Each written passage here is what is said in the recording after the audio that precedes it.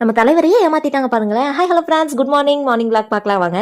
இன்னைக்கு வந்த உடனே வேலையாக கிச்சனுக்குள்ளே தான் வந்தேன். என்னன்னா மரவள்ளி கிழங்கு ஒரு 4 நாள் ஆச்சு வாங்கிட்டு வந்து வச்சு அம்மாவை வாங்கி வைக்க சொன்னேன், வாங்கி வச்சிருந்தாங்க.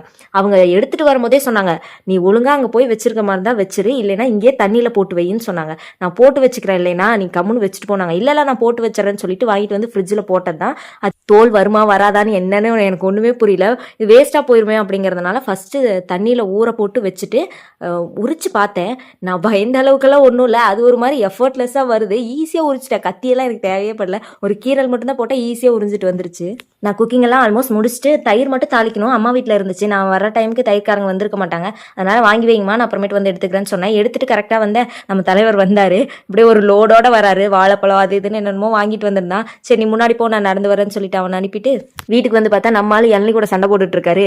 என்னன்னு கேட்டால் இளநீ வாங்கிட்டு வர சொன்னல, 2 கடையில் இல்லை, அங்கே ரொம்ப தூரம் போய் தான் வாங்கிட்டு வந்தேன் அப்படின்னா. நான் அப்பவே சொல்லிட்டேன், இல்லைன்னா பரவாயில்ல, இங்கே மரத்தில் பறிச்சுக்கலாம் விடு அப்படின்னு சொன்னேன். இல்லை நான் போய் வாங்கிட்டே வந்துடுறேன்னு சொல்லிட்டு போனா, நான் உடச்சி ஊத்துறதுக்குள்ள ஒரு பாத்திரம் எடுத்துட்டு வரதுக்கு தான் போனேன். பக்கத்தில் இந்த தண்ணி டம்ளர் எடுத்து அதில் பிடிச்சிட்டேன்.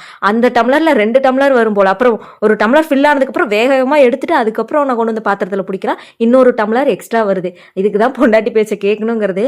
அப்புறம் அதை குடிச்சு பார்த்தா பச்சை தண்ணி கூட பரவாயில்ல, அதில் கூட ஏதோ ஒரு டேஸ்ட் இருக்கும் போல. இளநீ நல்லாவே இல்லை. சரி ரொம்ப தூரம் போய் வாங்கிட்டு வந்திருக்கானேன்னு சொல்லிட்டு நான் கம்முன்னு குடிச்சிட்டு இருந்தேன். அவன் குடிச்சு பார்த்துட்டு ஐயே இது என்ன நல்லாவே இல்லை, ஒருவேளை இன்ஜெக்ஷன்ல தண்ணியை ஊற்றி அதை இன்ஜெக்ட் பண்ணியிருப்பாங்களோ அப்படின்னு சொல்லி எல்லாம் இன்வெஸ்டிகேட் பண்ணிட்டு இருந்தான். நான் போய் நாளைக்கு கேட்க போறேன்னு சொல்லிட்டு இது பண்ணிட்டு இருந்தான். சரி என்ன பண்றது, போய் ஃப்ரெஷ் அப் ஆயிட்டு வா சாப்பிடலான்னு சொல்லிட்டு சாப்பிட வந்தாச்சு. இன்னைக்கான ஸ்பெஷல் என்னென்னு பார்க்கலாமா? சுட சுட ஒயிட் ரைஸ், ஆனால் கொஞ்சம் டைம் ஆனதுனால ஆறி போன ஒயிட் ரைஸ் ஆயிடுச்சு. அது கூட கீரை, கடலைப்பருப்பு, பாசிப்பருப்பு இதெல்லாம் போட்டு கடைஞ்ச கடையல்னு சொல்லலாம், கூட்டுன்னு சொல்லலாம், நமக்கு என்ன தோணுதோ அந்த பேர் வச்சுக்கலாம். இதுக்கு தொட்டுக்கிறதுக்கு இந்த மரவள்ளி கிழங்கு அப்படியே ஃப்ரை மாதிரி பண்ணிட்டேன். சூப்பராக வெந்திருந்துச்சு. அது கூட நல்லா தாளிச்ச தயிர். இன்றைக்கி வந்து ரசம் வைக்கல, நேற்று வச்ச ரசமே கொஞ்சம் இருந்துச்சு, அதனால் அதையே வச்சு மேனேஜ் பண்ணிக்கலாம். இன்றைக்கி வச்சோம்னா வேஸ்ட்டாக போயிருமேன்னு சொல்லிட்டு பழைய ரசத்தை வச்சு அது கூட தயிரையும் வச்சு அப்படியே உப்பேத்தியாச்சு. எல்லாம் வச்சு சூப்பராக சாப்பிட்டு அவர் வந்து ரெஸ்ட் எடுக்க போகிறாரு. நான் வந்து எனக்கு கொஞ்சம் வேலை இருக்குது, அதை பார்க்க போகிறேன்.